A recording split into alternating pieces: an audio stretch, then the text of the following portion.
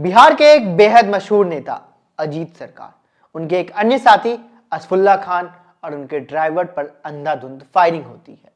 घटना वर्ष 1998 की है। घटना में तीनों के तीनों मारे जाते हैं। आरोप लगता है बिहार के ही 3 नेताओं पर, जिनमें से एक थे बाहुबली सांसद राजेश रंजन। लोग इन्हें पप्पू यादव के नाम से जानते हैं।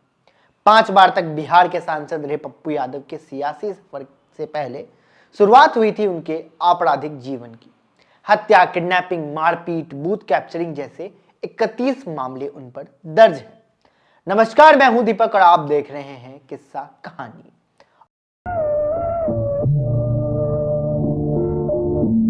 इस बार किस्सा कहानी में हम बात करेंगे बिहार के उस चर्चित बाहुबली की, जिसने अपने खौफ से पूरे सीमांचल में अपनी नाम की तूती बजाती थी। बाहुबली पप्पू यादव की कहानी। पप्पू यादव का जन्म 24 दिसंबर 1967 को बिहार के पूर्णिया जिले में हुआ। जमींदार परिवार में पैदा हुए राजेश रंजन पैदा होते ही पप्पू नाम मिल गया था। उनके दादाजी ने उन्हें पप्पू बोलना शुरू किया और यही नाम राजनीतिक में भी उन्होंने अपनी अलग पहचान बनाई। उन्होंने शुरुआती की पढ़ाई आनंद मार्ग स्कूल में की। मधेपुरा यूनिवर्सिटी के BN मंडल कॉलेज में पॉलिटिकल साइंस में ग्रेजुएशन करने के बाद वे आगे की पढ़ाई के लिए दिल्ली आ गए। दिल्ली में इंदिरा गांधी ओपन यूनिवर्सिटी से पोस्ट ग्रेजुएशन करने के बाद उन्होंने वापस बिहार का रुख किया और इसी बार उन्होंने राजनीति में कदम रखने का मन बना लिया। लालू यादव के कभी करीबी रहे 80 के दशक में पप्पू यादव। 80 के दशक में लालू प्रसाद यादव अपने राजनीतिक करियर को चमकाने में लगे हुए थे और उस वक्त लालू यादव का साथ दिया था कॉलेज से निकले इस दबंग पप्पू यादव ने। पूर्णिया में पप्पू यादव के नाम का खासा खौफ था और लालू प्रसाद यादव के राजनीतिक करियर में पप्पू यादव की दबंगई ने खासी मदद की। कॉलेज के समय में ही पप्पू यादव की पहचान बाहुबली के रूप में होने लगी थी। 1990 में उन्होंने पहली बार विधानसभा चुनाव लड़ा। निर्दलीय चुनाव लड़ने के बाद भी उन्होंने उसमें जीत हासिल की और बन गए नेताजी। विधायक बनने के बाद तो पप्पू यादव का कद और बढ़ गया और साथ ही साथ बढ़ती गई उनकी दबंगई। 1990 के दौर में एक और नेता आनंद मोहन भी राजनीति में आए। 1990 में जनता दल के टिकट पर पहली बार विधायक बनकर वो विधानसभा पहुंचे थे। आनंद मोहन और पप्पू यादव के बीच अक्सर वर्चस्व को लेकर लड़ाई झगड़े होते रहे। मार धार, खून खराबा उनके राजनीतिक जीवन का हिस्सा था। लोग कहते थे उस वक्त पप्पू यादव के इलाके में सबसे बड़ा डॉन माना जाता था। बड़े दबंग भी उनके सामने पानी भरते थे। लालू यादव के राजनीतिक जीवन में उन्होंने खासी मदद की। बूथ कैप्चरिंग हो या फिर वोटों की पेटियां चुरा लेना, ये सब आरोप पप्पू यादव पर लगते रहे हैं। पप्पू यादव ने बहुत कम वक्त में ही कोसी बेल्ट में कई जिलों में अपना रुतबा कायम कर लिया था। कोसी, पूर्णिया, कटिहार, मधेपुरा और सुपौल जैसे सीमांचली इलाकों में वे काफी फेमस हो चुके थे। अजीत सरकार की हत्या में पप्पू यादव का अक्सर नाम आता है। 1991 में वो पहली बार पूर्णिया के सांसद बने। उन्होंने निर्दलीय चुनाव लड़ा और सांसद तक का सफर पूरा किया। इसके बाद तो उनका राजनीतिक जीवन तेजी से आगे बढ़ने लगा। 1996 और 99 में भी वो पूर्णिया से ही निर्दलीय सांसद बनते रहे, लेकिन 1999 में उनका नाम माकपा विधायक अजीत सरकार की हत्या के मामले में आने के बाद उनके राजनीतिक जीवन पर कुछ समय के लिए विराम लग गया। CBI की विशेष अदालत ने उन्हें आरोपी बनाया और उन्हें गिरफ्तार किया। पप्पू यादव की CBI की विशेष अदालत में केस चलता रहा। वे लंबे समय तक जेल में रहे। इसी बीच 2004 में पप्पू यादव को लालू यादव का साथ मिला। उन्होंने मधेपुरा सीट से RJD के टिकट पर चुनाव लड़ा और जीत हासिल की। इस बार वो चौथी बार सांसद बने। 2008 में उन पर हत्या के आरोप साबित हो गए। CBI की विशेष अदालत ने पप्पू यादव, राजन तिवारी और अनिल यादव को उम्र कैद की सजा सुनाई। सजा मिलते ही उनकी सदस्यता रद्द हो गई। उन्हें तिहाड़ भेजा गया। कई सालों तक वे जेल में बंद रहे।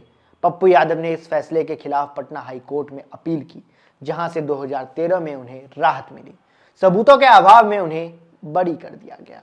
जेल से लौटने के बाद अपनी छवि को सुधारने में पप्पू यादव काफी बदले बदले नजर आए। वे अपनी बाहुबली वाली छवि को बदलने की कोशिश में जुट गए। गरीबों की मदद करना, अपने इलाके के लिए सामाजिक काम करना, ये सब उनके लिस्ट में शामिल हो गए। जब वो जेल में रहे उस वक्त उन्होंने द्रोह काल की पार्थिक नाम से अपनी एक किताब भी लिखी। इस किताब को वो अपनी ऑटोबायोग्राफी बताते हैं। इसमें उन्होंने अपने राजनीतिक जीवन और पर्सनल लाइफ दोनों का जिक्र किया हुआ है। इस किताब में वो खुद की बाहुबली छवि को भी गलत बताते हैं। खैर, 2014 में एक बार फिर पप्पू यादव ने आरजेडी के टिकट पर मधेपुरा से चुनाव लड़ा और वे जेल से आने के बाद भी जीत गए। वो अपने संसदीय क्षेत्र में खूब मेहनत से काम कर रहे थे। लोगों के बीच उनका एक नया रूप सामने आने लगा था, गरीबों के मसीहा वाला रूप। वे लोग सीधा जुड़ते थे, उनकी हर तरह की मदद करते थे। 2015 में उन्होंने सर्वोत्तम सांसद भी घोषित किया गया था। हालांकि 2015 में आरजेडी ने उन्हें पार्टी विरोधी गतिविधियों की वजह से हटा दिया। इस बार पप्पू यादव ने जन अधिकार पार्टी की नाम से एक अपनी अलग पार्टी बनाई। 2019 में उन्होंने चुनाव भी लड़ा, लेकिन इस बार उन्हें जीत नहीं मिली। गरीबों का मसीहा बने पप्पू यादव यानी कोविड के वक्त काफी मशहूर हुए थे। अपने इलाकों में लोगों की मदद के लिए वो खुलकर सामने आए। उन्होंने लोगों को खाना, दवाइयां और जरूरतों की सामान बांटी थी। कोविड के दूसरे फेज वक्त उन्हें लॉकडाउन के नियमों का उल्लंघन करने के जुर्म में गिरफ्तार भी किया गया था। इसके बाद उन्हें 32 साल पुराने एक किडनैपिंग के मामले में भी जेल में डाल दिया गया था। पप्पू यादव को कुछ लोग बाहुबली के रूप में पहचानते हैं, तो कुछ लोगों के लिए वो रॉबिन हुड है। खासकर पिछले कुछ सालों में उन्होंने जो अपनी छवि सुधारी है वो काबिले तारीफ है। वैसे तो पप्पू यादव के नाम पर एक फिल्म भी बनी है। फिल्म थी पप्पू यादव की लव स्टोरी। पप्पू यादव की लाइफ भी बेहद फिल्मी रही है। दिल्ली में पढ़ाई के वक्त उन्होंने रंजीत रंजन नाम की एक लड़की से प्यार हो गया था। रंजीत उनके दोस्त की बहन थी। हालांकि शुरू में रंजीत उन्हें पसंद नहीं करती थी। सिख परिवार से ताल्लुक रखने वाली रंजीत टेनिस खेला करती थी। पप्पू यादव अक्सर उनसे मिलने टेनिस क्लब पहुंच जाते थे और ये बात रंजीत को बिल्कुल पसंद नहीं थी। कहते हैं कि जब रंजीत ने पप्पू यादव को शादी से इनकार कर दिया था तो पप्पू यादव ने नींद की गोलियां खा ली थी। बाद में रंजीत शादी के लिए तैयार हो गई, लेकिन उनके परिवार बड़ी मुश्किल से ही इस शादी के लिए तैयार हुए। रंजीत यादव भी सांसद रह चुकी हैं। रंजीत और पप्पू यादव के एक बेटा और एक बेटी है।